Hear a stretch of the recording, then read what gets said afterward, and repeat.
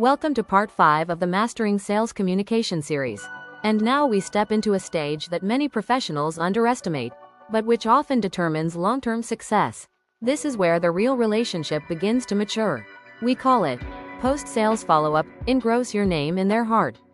This is the third pillar of master sales communication. And let's clarify something important. This pillar is not about closing. It is not about pushing for decisions. It is about staying relevant, staying remembered, and staying trusted. Because in today's business world, people don't buy only from the best product.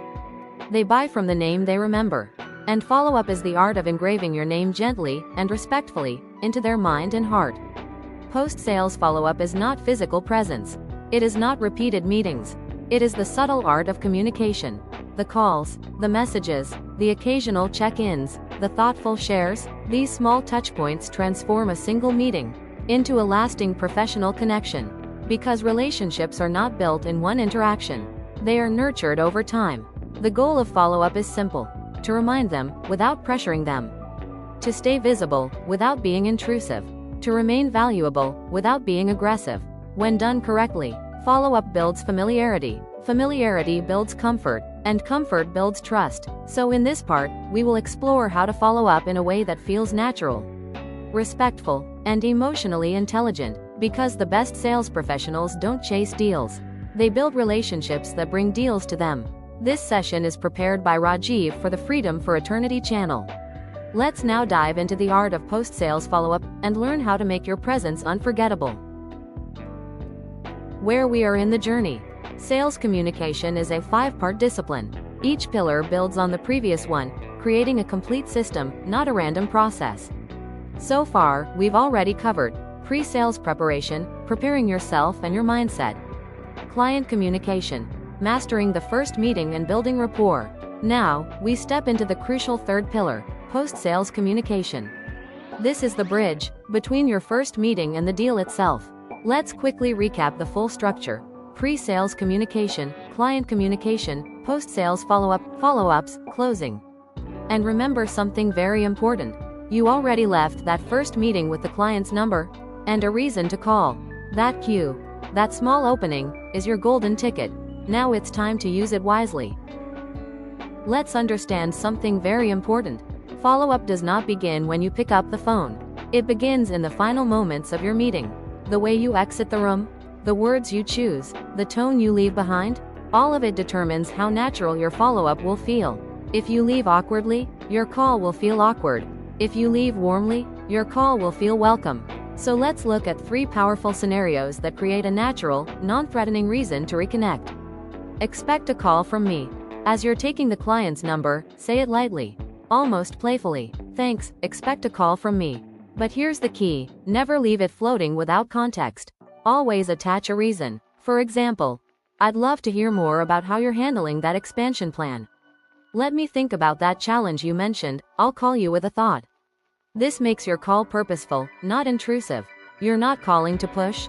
You're calling to continue a conversation. When you attach your follow-up to something they shared, it feels respectful. It shows you were listening. And listening earns permission. The casual departure. Sometimes, no formal excuse is required. If the meeting genuinely went well, if rapport was natural, if you both laughed and connected, then a simple line like, "I'll give you a ring sometime," feels natural, not tactical, not rehearsed, but friendly. Because when comfort exists, follow-up feels like conversation between acquaintances, not a sales maneuver. And that tone matters, because people respond to familiarity, not pressure. The client invites it, and then there's the most powerful scenario of all. The client says, "Call me. Let's connect next week. I'll be expecting your message." This is a gift. When a client invites the follow-up, the door is already wide open. There is no resistance to overcome. There is no hesitation to interpret. Walk through that door with confidence. But still, remain respectful. Honor the timeline they suggested. Because invitation builds comfort, and comfort builds continuity. So remember this simple principle. Plant the seed before you leave. Never end a meeting without a subtle bridge to the next interaction. Because when you leave with clarity, your follow-up never feels random. It feels expected, and expected communication is always welcomed communication. Now let's address an important, and often unspoken, aspect of sales communication. Boundaries. Because while building rapport is essential, maintaining professionalism is non-negotiable, especially when the client is of the opposite sex. Follow-up, in such cases, must be handled with extra clarity and awareness. The goal is always to build a friendly professional relationship, never anything that could be misread as personal interest. Here's the reality of human psychology. Sometimes, friendliness can be misunderstood. An overly warm tone, frequent informal messages, or excessive personal compliments may create unintended signals, and misunderstandings, once formed, are difficult to reverse. So remember this: rapport does not mean intimacy. Connection does not mean personal involvement. Friendship in business means comfort, trust, and respect, not blurred lines. If you are a female sales professional interacting with a male client, maintain clarity in tone and boundaries. Warmth is good, professional friendliness is excellent, but consistency in professional language and context is key. And similarly, if a male client begins to behave in a way that feels overly demanding or personal, it must be addressed calmly and clearly. Not emotionally, not aggressively, but firmly. A simple statement like, "I prefer to keep our communication strictly professional," is powerful and sufficient, because boundaries protect respect, and the same applies in reverse. Male sales professionals must also ensure that warmth is not misinterpreted as personal pursuit. Professional admiration for someone's business achievements should never slide into personal flattery. Tone matters, timing matters, context matters. So here is the golden rule: keep every interaction warm, genuine, and unmistakably professional.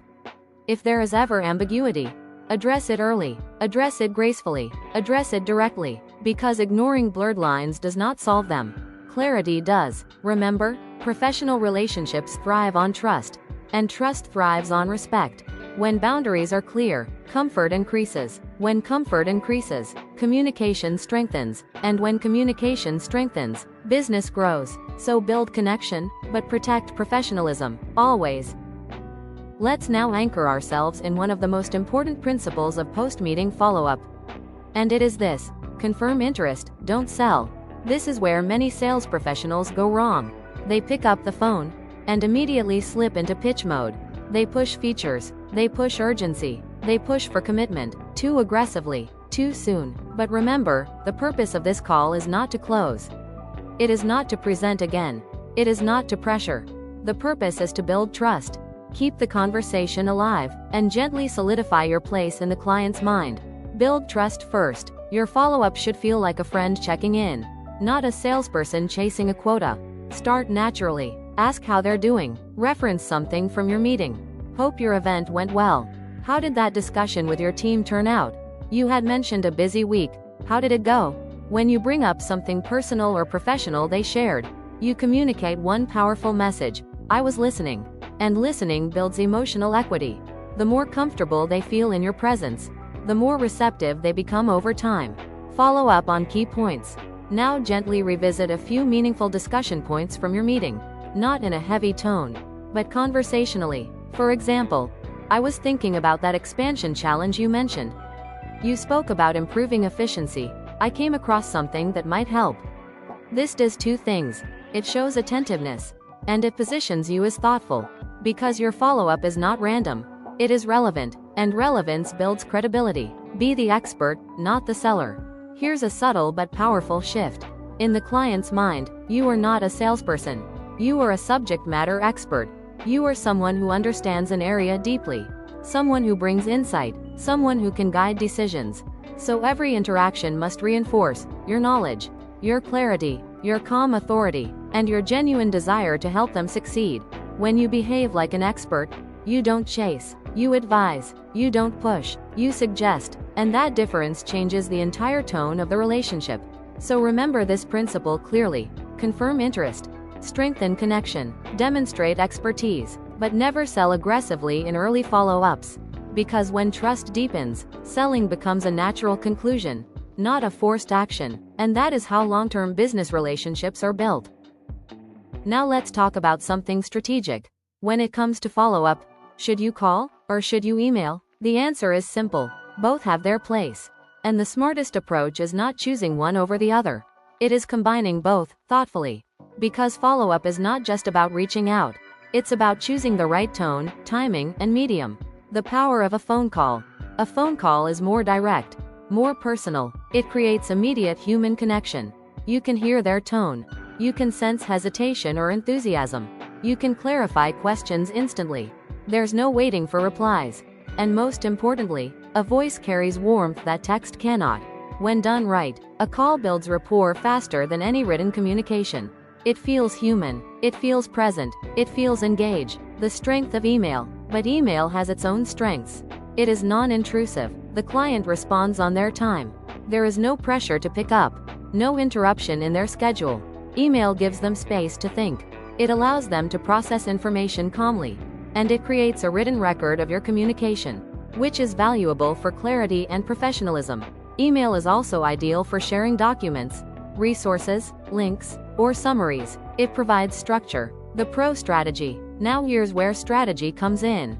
Instead of debating between the two, use them together. Send an email first. Keep it simple. Reintroduce yourself briefly. Reference your meeting. Attach anything relevant. Set context. This gently prepares the ground.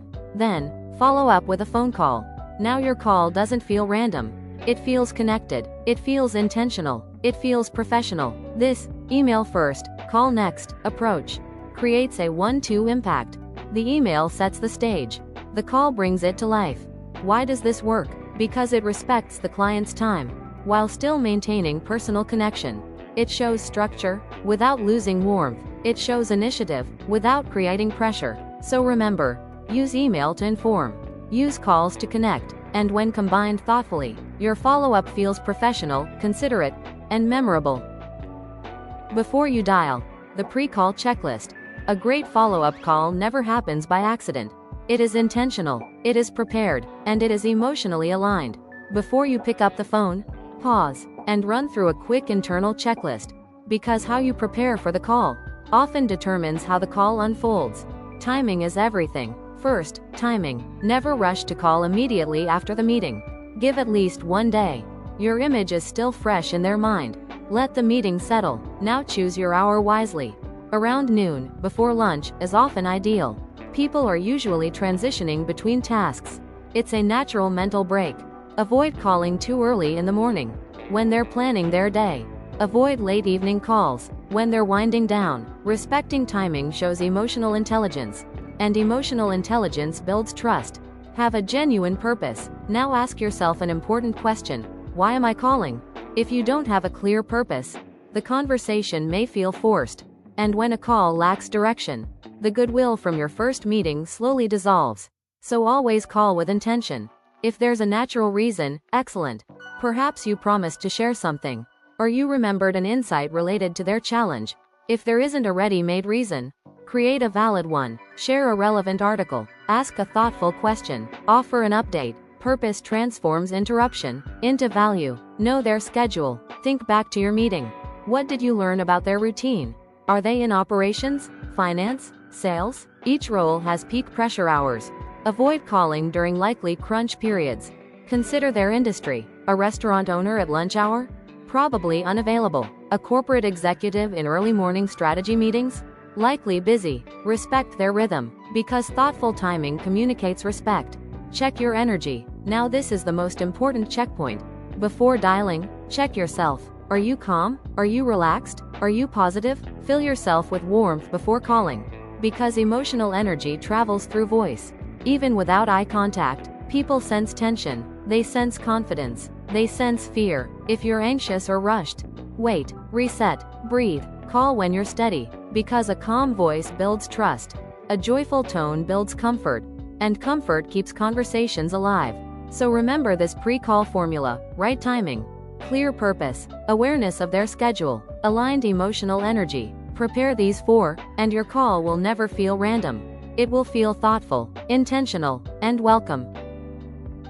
You've prepared, you've chosen the right time, you've dialed, and they've picked up. Now comes the real moment. What you do in the next few minutes determines whether this relationship strengthens or fades. So here's your playbook for making every second count. Open strong. The first few seconds set the tone. Always begin with a clear introduction. Hi, this is Rajeev. We met on Tuesday regarding and immediately follow with, "Do you have a moment?" That simple question shows respect. It tells them you value their time. It lowers resistance instantly. If they say yes, move to your purpose quickly and clearly. Don't ramble. Don't over-explain. State your reason briefly, then let the client lead. Because conversations grow when clients feel in control. Listen like a pro. This is where most people fail. They listen to respond. You must listen to understand. Never interrupt the client. Let them complete their thought fully. And here's a powerful technique. When they finish speaking, wait 2 full seconds before responding. Often, people remember something additional and continue speaking. Those extra details are usually the most honest ones. Now, if they interrupt you while you're speaking, do something counterintuitive. Go silent immediately, and say gently, "Please, go ahead." That shows humility. It shows you prioritize their voice over yours. And that earns respect. Read the signals. Now, how do you know the call is going well? Listen for emotional cues. Does their tone soften? Does their voice become relaxed? Do they laugh? Do they speak longer than necessary? These are your green lights. Casual tone means comfort. Laughter means connection. Longer responses mean interest. When these signals appear, rapport is real, and the relationship is growing. Close with a next step. Never end the call vaguely. Always anchor a next step. It could be a meeting, a follow-up discussion, a document review. If they say, "Come anytime," don't leave it there. Pin down a specific time. Would Wednesday at 3 p.m. work? Clarity prevents delay. And here's a subtle but powerful tip. Let the client hang up first. Often, in those final seconds, they remember something important, a small detail, an additional thought. Those last moments can reveal valuable insights. So remember this playbook. Open with respect. Listen deeply. Watch for signals. Close with clarity. Because a great follow-up call is not about talking more. It's about connecting better. And when connection strengthens, business naturally follows. Handling exceptions. Stay calm, stay smart. Not every follow-up will go smoothly. And that's perfectly fine. Because what separates great sales professionals from average ones is not that everything works for them. It's how they respond when things don't. Unexpected situations are part of the process. The key is simple. Stay calm. Stay smart. Let's walk through the trickiest scenarios and how to handle them. Client calls you first. This is always a positive sign. If the client calls you, it means you're on their mind. They're showing initiative. They are curious, or they have a need. Answer enthusiastically. Be attentive. Address their questions thoroughly. Match their energy. If they are curious, be informative. If they are serious, be structured. If they are urgent, be precise. When clients reach out first, you're no longer chasing, you're responding, and that's a powerful shift. Call goes unanswered. Now let's face a common scenario. You call, no answer. Don't panic. Don't assume disinterest. People are busy. Meetings run long. Phones are on silent. Wait a couple of hours. Then try again. But never call more than 3 times in one day. 3 attempts are enough. If none connect, take a full day off. Then try again tomorrow. This shows persistence, without appearing desperate. Remember, consistency builds credibility. Desperation destroys it. Client asks you to stop. This is uncomfortable, but it must be handled with maturity. If a client clearly says they are not interested, or asks you not to call, respect the decision immediately. Do not argue. Do not persuade. Do not defend. Simply acknowledge and thank them. Then reflect privately. Ask yourself, was the timing off? Was I too early? Was there a misstep in the meeting? Every rejection carries insight. Use it as feedback. Growth comes from reflection, not reaction. Never discuss. Some topics are never worth the risk. Religion, politics, controversial social issues, anything that could offend or divide.